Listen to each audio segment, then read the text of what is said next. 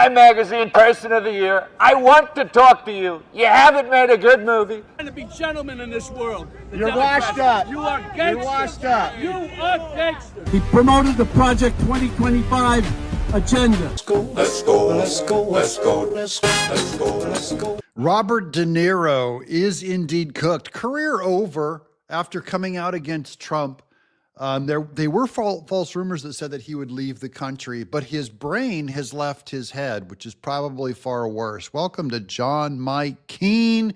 This is where the happy patriots hang out and make fun of anti-Trumpers, and I mean crazy, violent, threatening anti-Trumpers like Robert De Niro. Now, here's a guy that came out on the streets after Trump won and pretended to be Trump, talking to Bobby De Niro.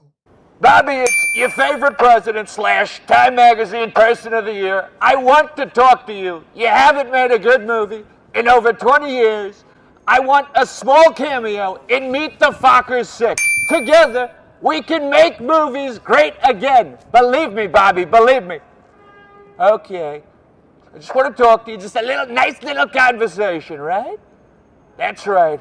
He's standing outside of Robert De Niro's actual home in New York with a megaphone. So that Robert De Niro has to hear him, and his bodyguards are all over the place coming out. And then he's going to leave. He leaves a bottle of Trump's official Fight, Fight, Fight perfume on the front steps of Robert De Niro's house and almost gets himself arrested. Okay. So I guess Bobby wasn't home, but I'm going to leave him with a little party gift, my new fragrance, Fight, Fight, Fight. It's a great Christmas gift along with a cameo from yours truly.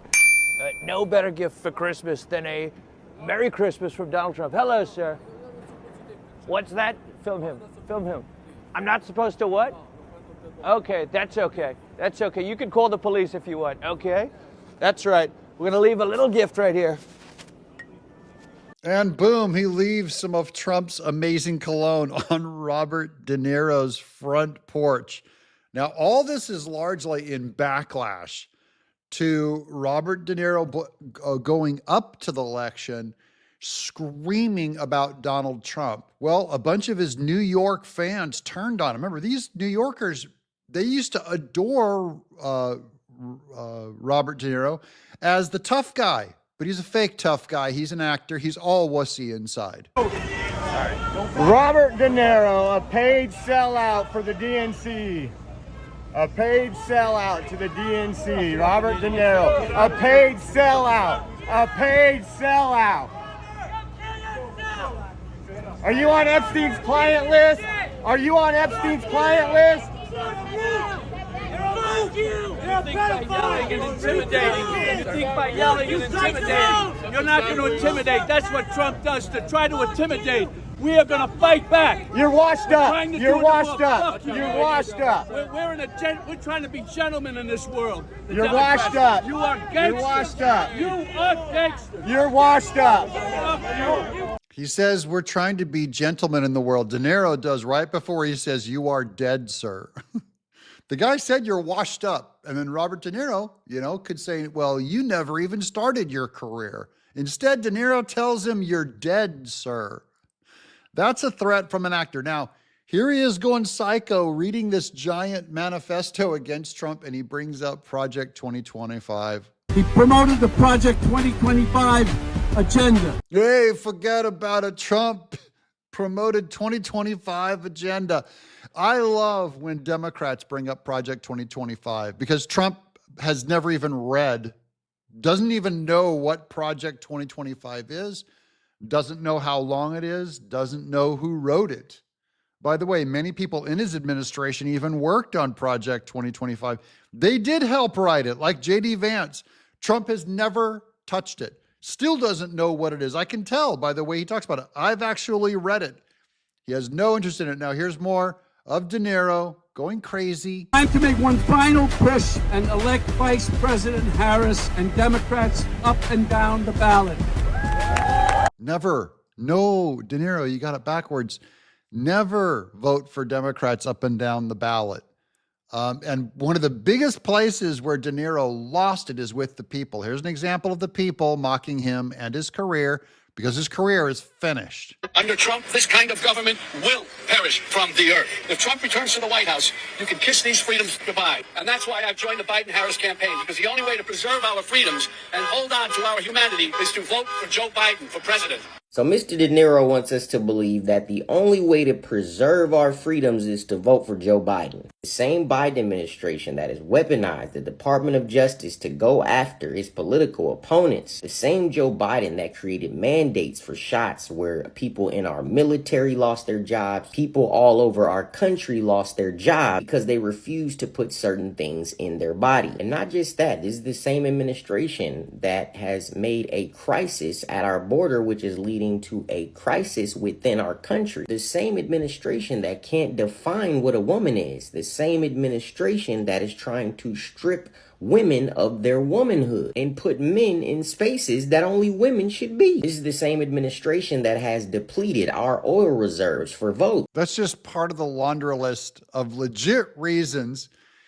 You know, De Niro could just listen to a few of his fans, like that guy. That video was a little bit sped up, but there's a lot of reasons why he could support Trump, and he doesn't. Instead, he wants to destroy his own career. Same administration that has made groceries and the cost of living so high that Americans are struggling to survive. But see, Mr. De Niro is an elite. None of this affects his daily life. But the average American can not only see it, but they can feel it. You're not going to scare most Americans into voting for Joe Biden because they're already scared living under his presidency. They're scared that they won't be able to put food on the table for their kids. They're scared that their kids are growing up in an America that is vastly different from the one they grew up in. An America where they not only had opportunity, but where they could actually afford the basic essentials. Many Americans who have daughters just like I do are afraid that they're growing up in a country where men now have access to their spaces. So no, Mr. De Niro, I will not be voting for Joe Biden to save America because I've watched his administration for the last 4 years try to destroy it. Wake up, buddy. Yeah, De Niro thinks he's saving America. He's actually destroying it. Now, here's that Trump imitator back outside of the Robert De Niro house. This time he brought his illegitimate son. Bobby, I'm back. It's your favorite president. I don't give up. You didn't come out last time, so I hired an investigator and found your illegitimate son, Jamarcus. Jamarcus, come over here, Jamarcus. Say some words for your father. Talk to your daddy. Father, why don't you love me? Accept me. It's okay, Jamarcus. Do you hear that, Bobby? So look, Bobby, I'm officially placing $200 million in tariffs on your building until you come out and speak to me and your son, Jamarcus. His mother, LaQuisha, who you abandoned very strongly, got shot.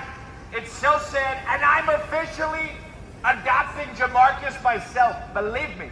I can't stop laughing at that. Here's the news on De Niro's career. Paul Schrader blames CAAs, that's a talent agency, his Michael Ovitz for trapping Robert De Niro in parts that were beneath him. So they were so bad, they were bleeding his career out, and now his career is all but over. He hasn't made a good movie in 20 years, like they said. Believe me, Bobby, that I can tell you. Come here, Jamarcus. Come here. Give your new daddy a hug. Give your new father a hug. I love you. It's okay. It's gonna be okay. Look at that. Look at that. Look at the feel of that ethnic hair is incredible. Thank you. It's okay. It's gonna be okay. Oh, thank you. It's gonna be okay. Believe me. I'm John Mike Keene.